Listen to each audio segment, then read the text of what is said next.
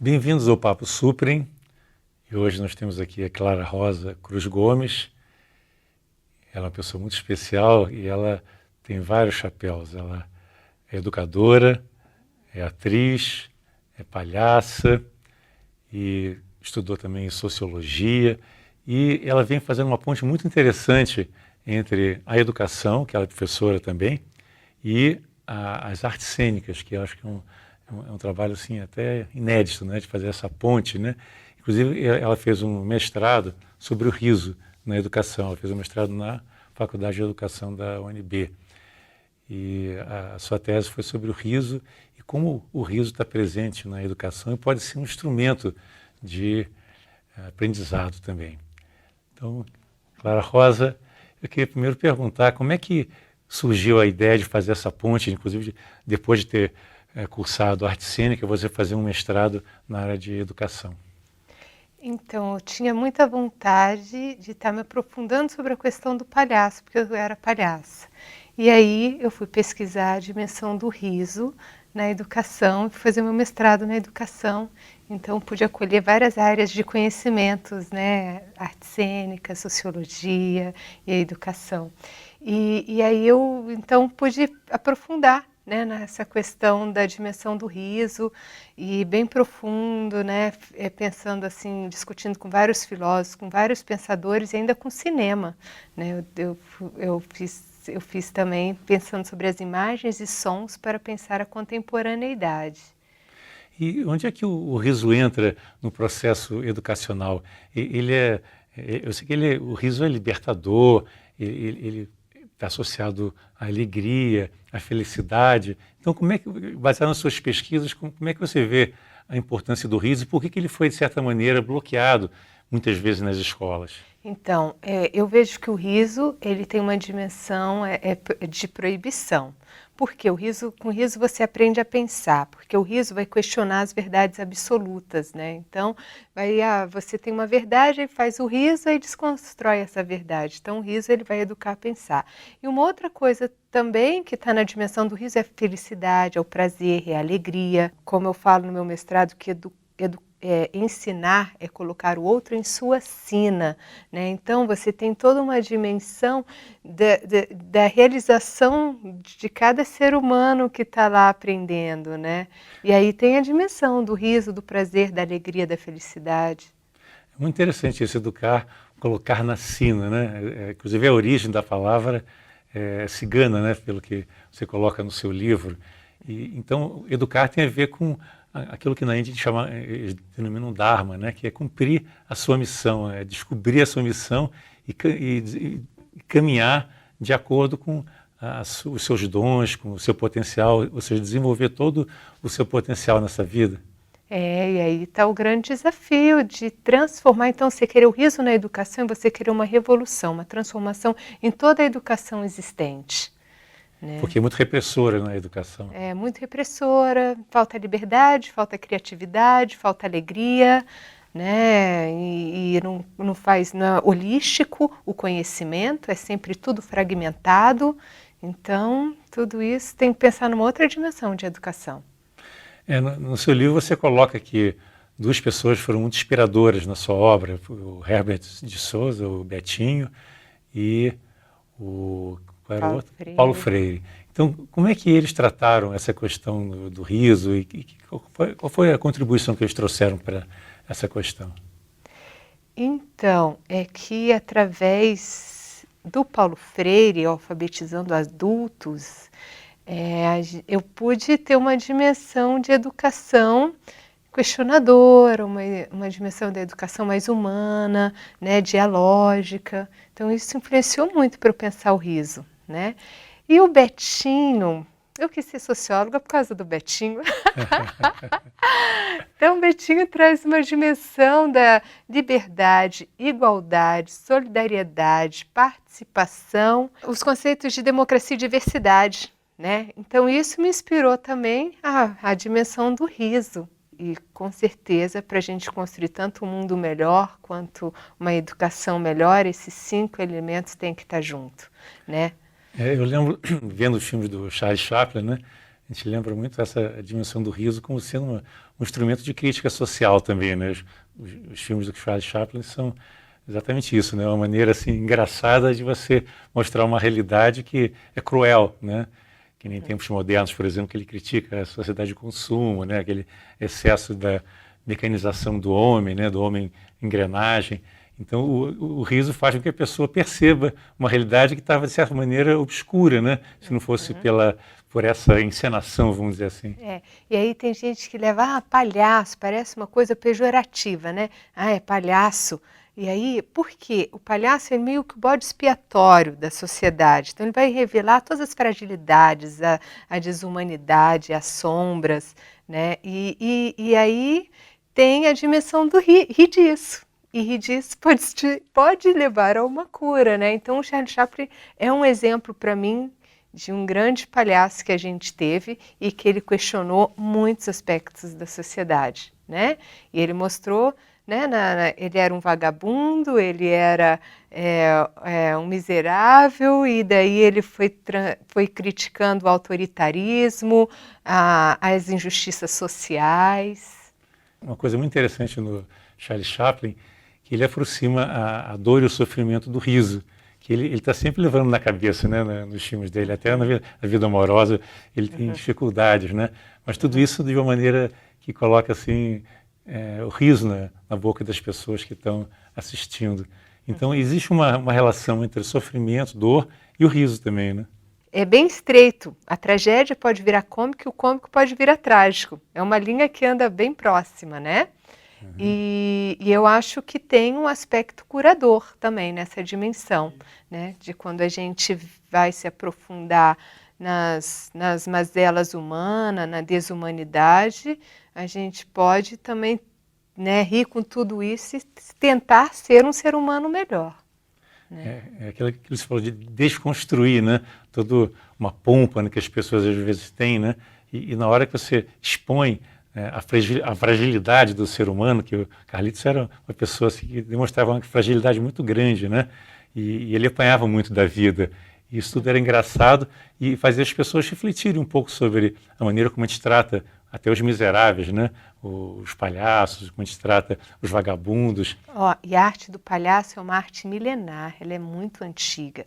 Vem dos bufões, dos bobos da corte, né? Os bobos da corte eram as pessoas que podiam aconselhar o rei de falar a verdade, porque ele não disputava com o poder do rei, né? E aí desapareceu o bobo da corte depois dos reis ditadores que não queriam mais ouvir os conselhos, né? Então quem que, né, podia falar as verdades para o rei era o bobo da corte. Quer dizer, ele tinha um poder, então, o bobo da corte, né? Ele era, de certa maneira, ele era o canal para que as insatisfações aflorassem e chegassem até o rei, porque os outros não tinham coragem de falar, né? Ele era o único que tinha, com certeza, esse poder de falar as verdades para o rei ter a dimensão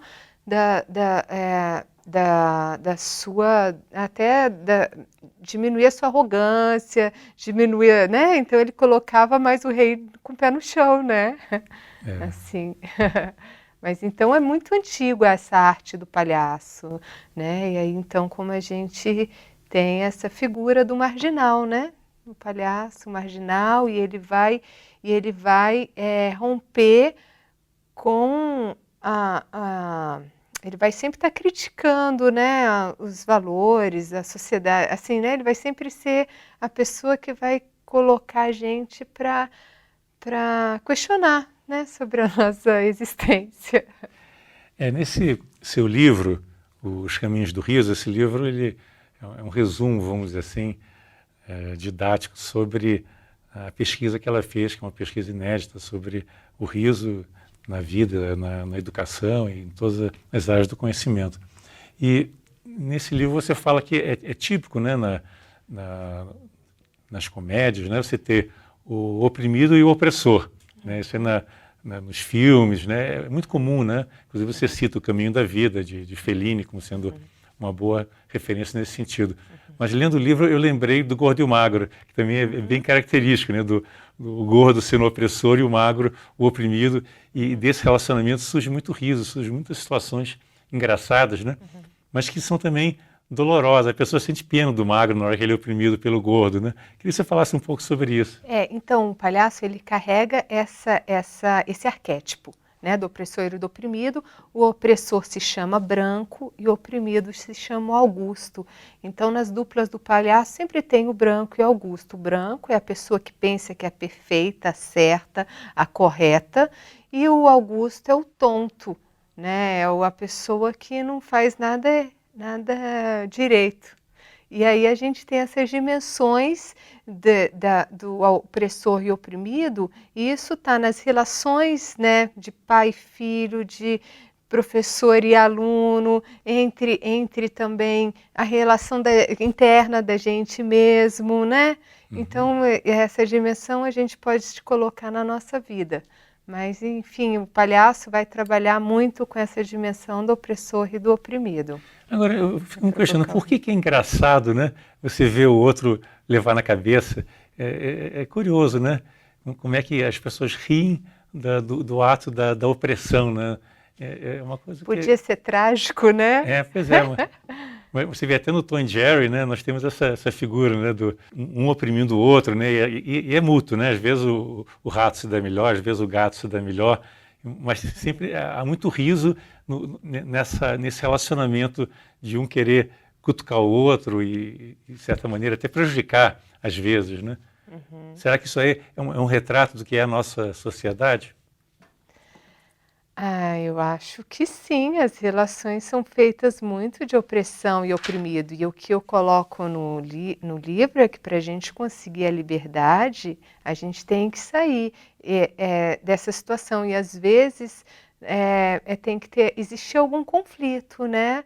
Mas de uma forma dialógica, eu sou a favor da paz, de uma forma dialógica, mas às vezes tem que sair de algum conflito para a gente sair da situação de opressão. Então, com certeza, o palhaço vai trazer essa reflexão para a gente, que como ser humano pode sair da relação de opressão e de oprimido, né? De opressor e de oprimido, né? Para ter uma relação dialógica. Ele pode ser, então, quer dizer, o palhaço pode ser libertador ao revelar uma condição social em que isso aí às vezes existe, mas não é tão reconhecido ou é até aceito pela sociedade como algo natural. Bom, nós vamos agora dar um breve intervalo e vocês vão ver uma transformação interessante, porque na segunda parte dessa nossa entrevista, a Clara Rosa vai se mostrar como palhaça. É uma outra cara dela muito interessante. Então estejam conosco.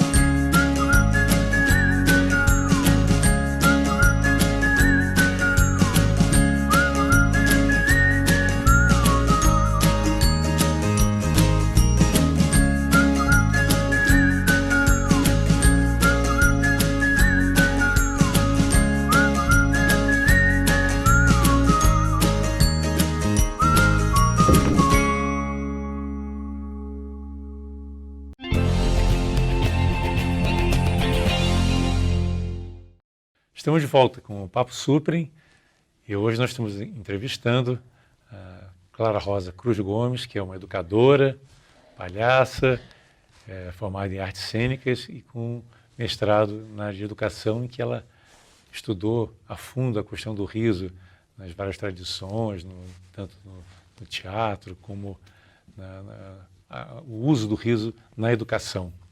Então agora nós temos a Clara Rosa aqui se preparando para assumir a sua cara de palhaça.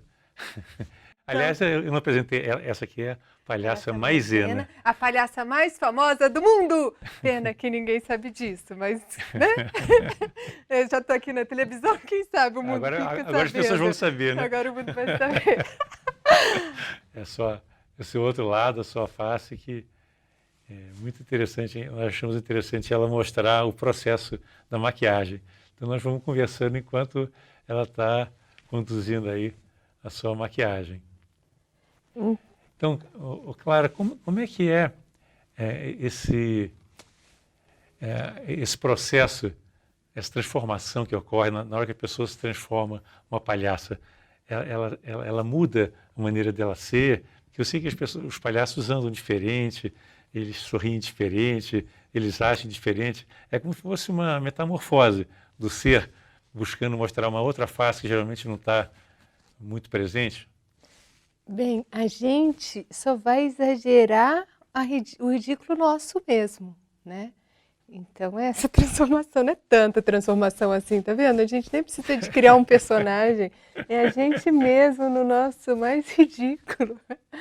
Quer dizer, uma das funções da veste do palhaço, e o nariz também, que você vai botar daqui a pouco do palhaço, é permitir que você seja ridículo e seja aceito como ridículo. Seria mais ou menos isso? É, aceito nem sempre, né? A gente busca ser aceito. A gente quer muito ser amado por todos, né? Uhum. Se a gente consegue isso, já está muito bom. Se a gente consegue alegria na alma das pessoas, já está muito bom. Cumprimos nossa missão.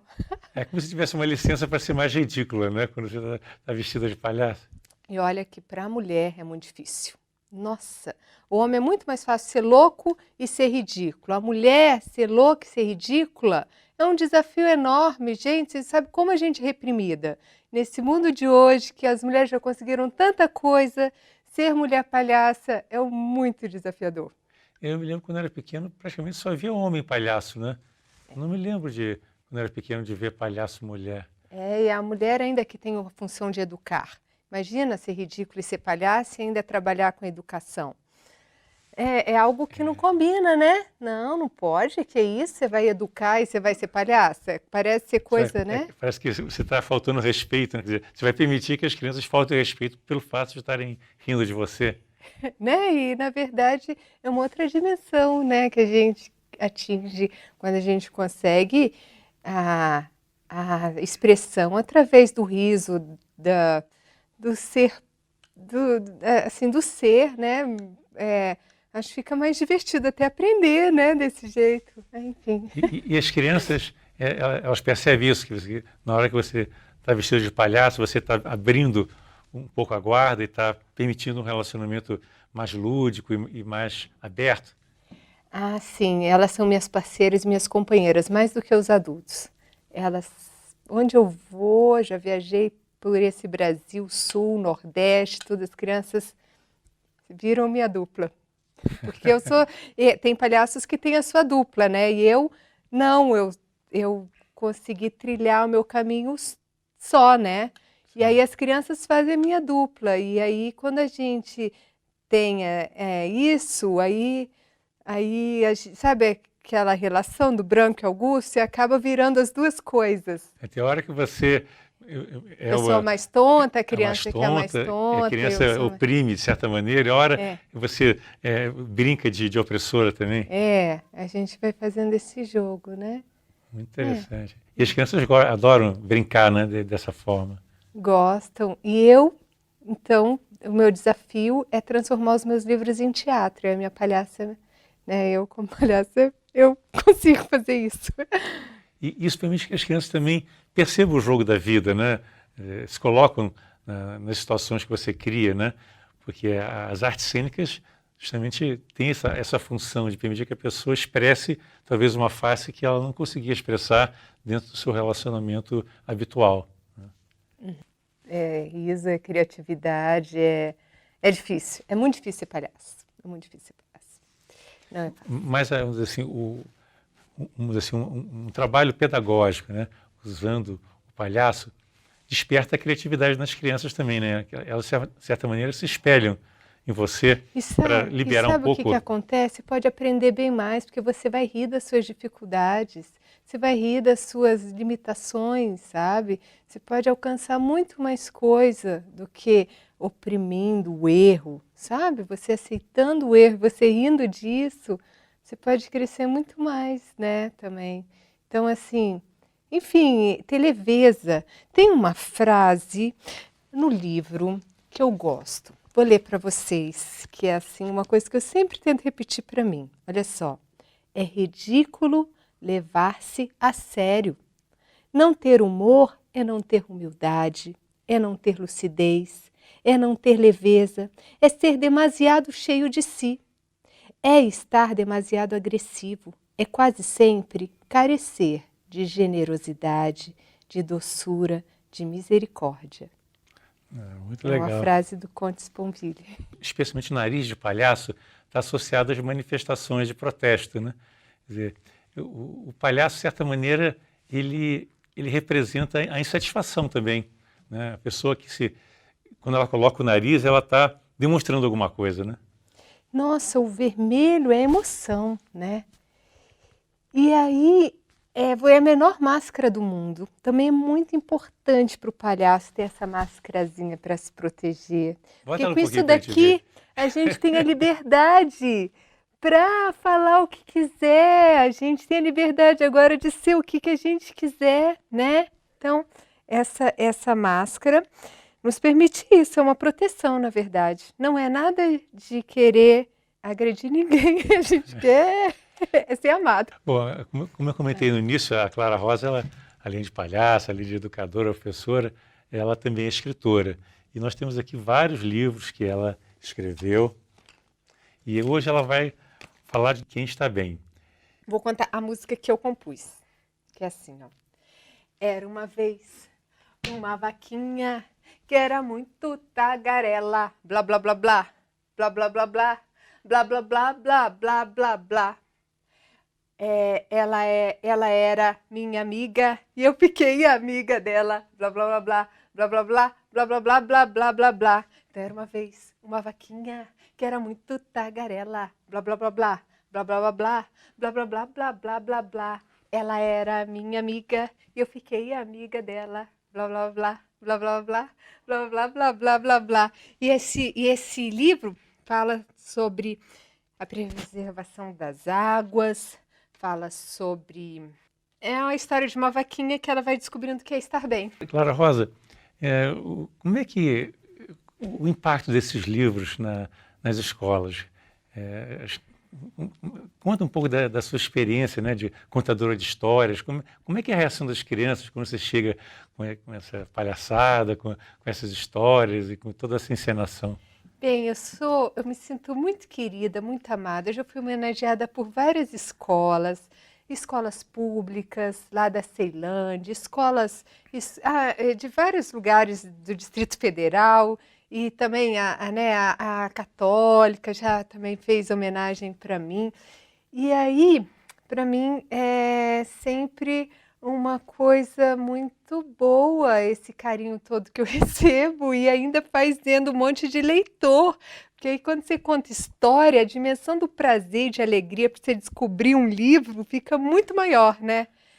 Nós estamos sendo demais incentivo à leitura, né? E eu acho que esse tipo de contação de história estimula a criança a levar para casa o livro e ler, né? Você fica curiosa e você quer descobrir, e é de uma dimensão da alegria, não é por obrigação que a criança vai ler, porque ela quer, porque ela gostou, porque ela, né? Então é muito querido. E os meus livros são bastante adotados, né? Aqui em Brasília, onde eu moro, mas também em outros lugares do Brasil, que tem distribuição nacional.